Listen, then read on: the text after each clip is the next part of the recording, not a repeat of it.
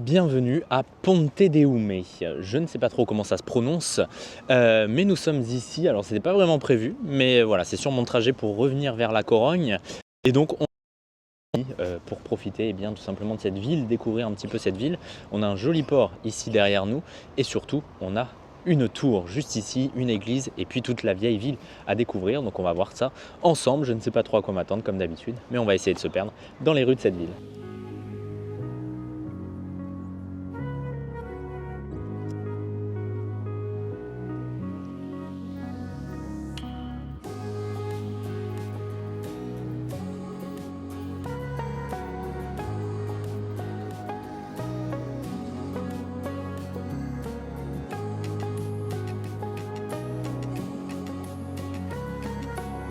Bon, on est arrivé donc au pied de cette tour qui est la tour dos Andrade. Alors je connais pas trop l'histoire comme d'habitude évidemment, mais voilà, on a ici une petite explication en galicien, espagnol et anglais. Et je vous mettrai comme d'hab plus d'infos sur Insta, hein, c'est guillaume.lro. A priori on peut rentrer dedans, donc on va y rentrer. Et ça faisait partie de l'ancienne ville. Il y a également l'église de Santiago que l'on va aller voir tout à l'heure, qui faisait partie de tout ça également. Et puis on a également un couvent, le Convento dos Agostinos. Et a priori on a quelques vestiges de toute cette époque médiévale. Donc on va essayer de voir tout ça, et notamment peut-être de la muraille de Ponte de Ume. Et puis voilà, tout ce qu'il y a en rapport avec cette époque médiévale et historique de cette ville.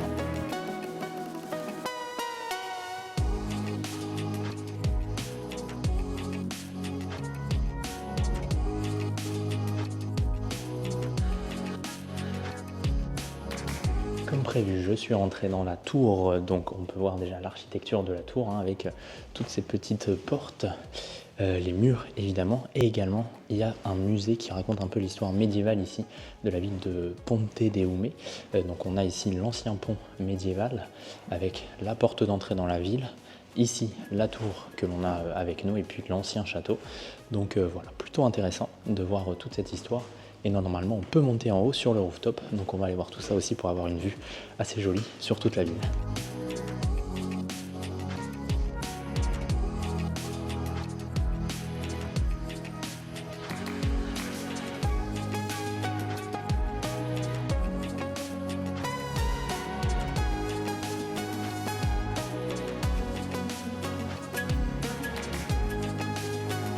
Plutôt pas mal comme vue. Alors c'est pas forcément très rassurant, hein. Ils sont en train de faire des travaux là sur le sol, donc je reste sur la partie qui est autorisée entre guillemets. En tout cas le gars en bas m'a dit que c'était autorisé, mais on a une superbe vue là sur toute la ville. On voit que ça grimpe un petit peu. Il y a l'église qui est vraiment jolie, l'église de Santiago, donc on va aller la voir d'un peu plus près et puis on va se perdre un petit peu dans les rues de cette ville, mais plutôt historique, donc pour une ville qui n'était pas prévue.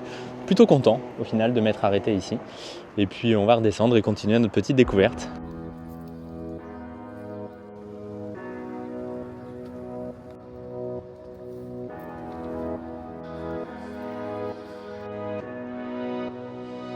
Bon, belle découverte avec cette tour. Juste ici, on a un marché qui n'est pas très grand, hein, mais dans toutes les villes en Espagne, en tout cas, il y a un marché couvert, même les plus petites villes, toujours les halles. Donc c'est plutôt sympathique. Je ne sais pas s'il y a des marchés à l'extérieur, un peu comme en France en plus ou pas, mais en tout cas, toujours des halles, marché couvert. Donc c'est plutôt sympathique, comme toujours, de découvrir ce genre d'endroit où il y a une vie locale, même si ici c'était assez petit.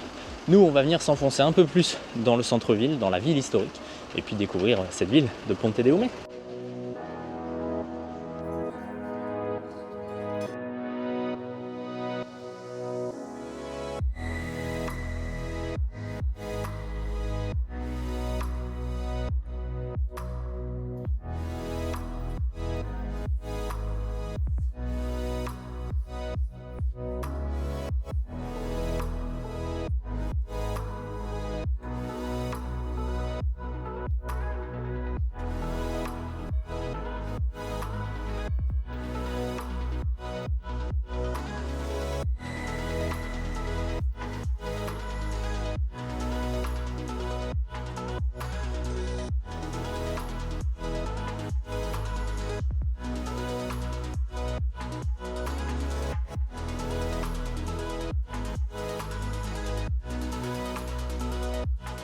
assez jolie cette église de Santiago, historique également, puisqu'elle faisait partie de l'ancienne ville de l'époque moyenâgeuse, avec marqué en haut l'année 1763. Mais voilà, il y avait une autre église à l'époque ici. Je te mettrai comme d'hab plus d'infos sur Insta, mais on va monter juste par ce mur là, par ces petites remparts, on va dire, pour avoir une vue d'un peu plus haut, puisque ici on voit pas grand chose, il n'y a pas beaucoup de recul, donc on va monter en haut pour voir un peu mieux cette église, et puis ensuite on va se balader un peu dans le centre-ville. C'est pas très grand, mais quand même beaucoup de choses à voir, donc voilà, plutôt sympathique de s'être arrêté ici un peu par hasard, mais c'est comme ça qu'on découvre des petites pépites comme cette ville.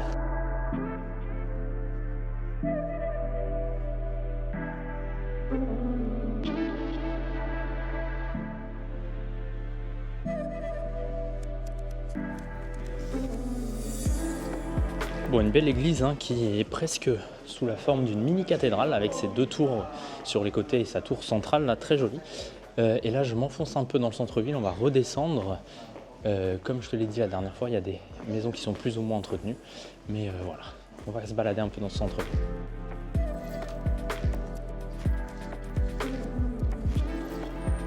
Et sur cette place, Plaza de San Roque, à l'époque il y avait une porte, la porte du même nom, porte de San Roque, au XVIe siècle, qui permettait d'entrer dans la ville. Et donc c'était un petit peu le début de l'enceinte médiévale de la ville de Ponte de Ume.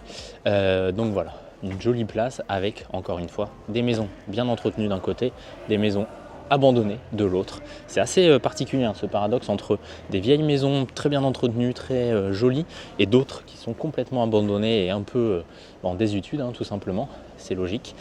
Mais bon, c'est comme ça un peu partout en Espagne, et notamment ici. On va continuer, là on est un peu sur les hauteurs de la ville, puisque on est vraiment bien à l'époque où il y avait cette porte. Donc on va rentrer vraiment dans le cœur de la ville maintenant, et se balader et se perdre un peu dans les rues de Ponte de Ume, dans cette ville historique.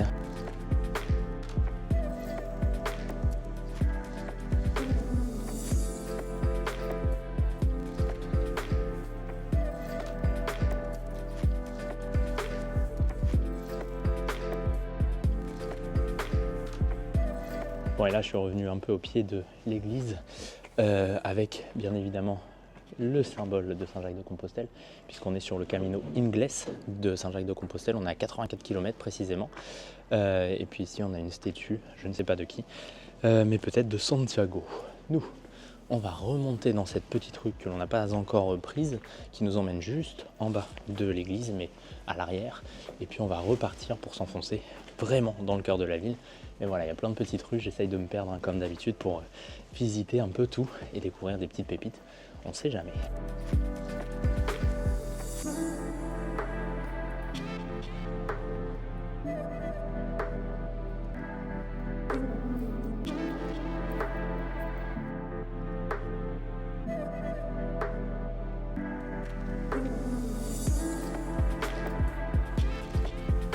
Alors on est passé par la place du couvent, et juste ici derrière moi on a le couvent justement. Par contre il est fermé a priori, alors je ne sais pas pourquoi, puisqu'il a plus... Enfin, il n'est plus en activité a priori, mais on ne peut pas y accéder. Donc voilà, pareil, je reviendrai un peu cet après-midi pour voir si on peut y aller ou pas. Mais sinon c'est pas très grave, on l'a vu de l'extérieur en tout cas. Je vais continuer par là-bas, j'ai vu qu'il y avait une autre petite église, donc on va aller la voir, peut-être qu'on pourra rentrer dedans. Et là on arrive sur une autre place juste à côté du couvent, avec un kiosque au milieu et des arbres qui ne sont pas dans la meilleure des formes, mais en général ils les coupent toujours à cette période-là pour qu'ils repoussent ensuite. Donc on continue de toute façon de se promener, il n'y a pas de plan, comme d'hab, vous commencez à avoir l'habitude. Et donc ce couvent, c'est le couvent de San Agostino y Alameda de Raxoy. Donc je ne connais pas l'histoire comme d'habitude, mais plus d'infos sur Insta. Comme je vous l'ai dit, et a priori il a été construit en 1864.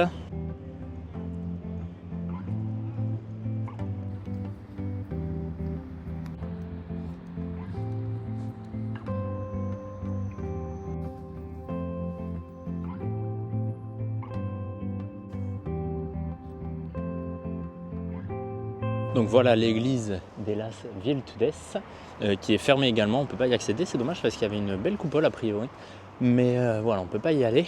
Et là, on revient un tout petit peu sur les hauteurs avec une belle vue là sur la Ria. On ira de toute façon un petit peu plus au bord de l'eau tout à l'heure.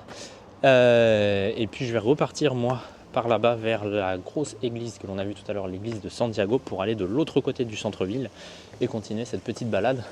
Je fais un peu des allers-retours, je grimpe, je descends, mais bon, c'est pas grave. On peut le faire, il fait beau, il y a du soleil.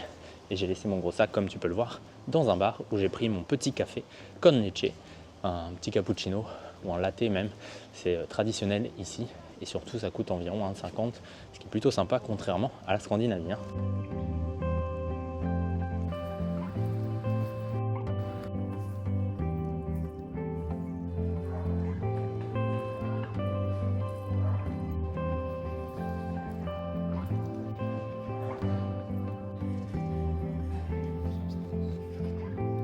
Juste ici, là, on est arrivé sur l'une des places principales a priori de la ville avec plusieurs cafés, restaurants, etc. C'est la Plaza Real. Et juste là, on a l'hôtel de ville de Ponte de Ume, assez joli, avec une belle tour tout en haut. Nous, on va continuer de descendre et puis on va repartir vers la droite. Et puis, comme d'habitude, se perdre un petit peu dans ces rues. Mais voilà, on fait un peu des allers-retours à droite, à gauche. C'est comme ça que j'aime bien découvrir les villes en me perdant, tout simplement.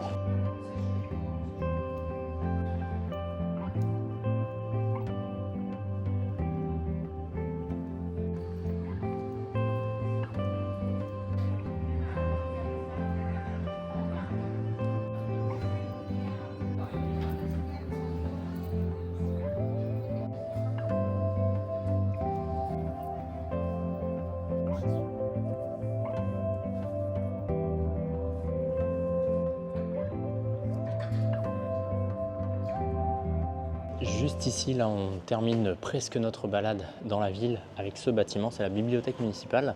Et à l'époque, c'était bien, un endroit pour l'éducation et ça a fait notamment entre 1550 et 1500, entre 1580 et 1851, Ponte de Ume était l'un des villages les plus,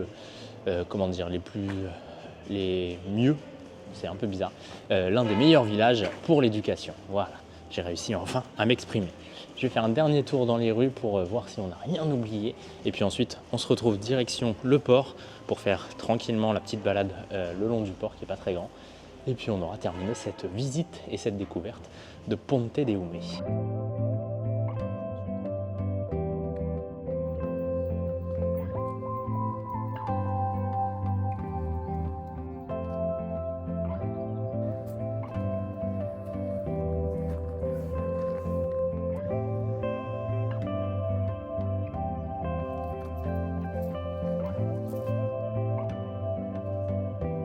Bon, juste en bas, là, à côté de la ligne de chemin de fer, il y a une plage a priori, mais par un chemin incroyable, vraiment très casse-gueule, très en pente. Donc je repasse de l'autre côté des chemins de fer. Je ne sais pas pourquoi je suis arrivé là, mais bon, j'y suis. Je vais revenir par ce petit sentier là qui longe cette voie ferrée. Et puis je vais essayer de trouver un autre chemin pour redescendre, parce que là je le sens vraiment pas. C'est très casse-gueule, très glissant, donc je vais pas le tenter. On va plutôt jouer la sécurité pour ce coup et trouver un endroit beaucoup plus safe pour revenir au bord de l'eau.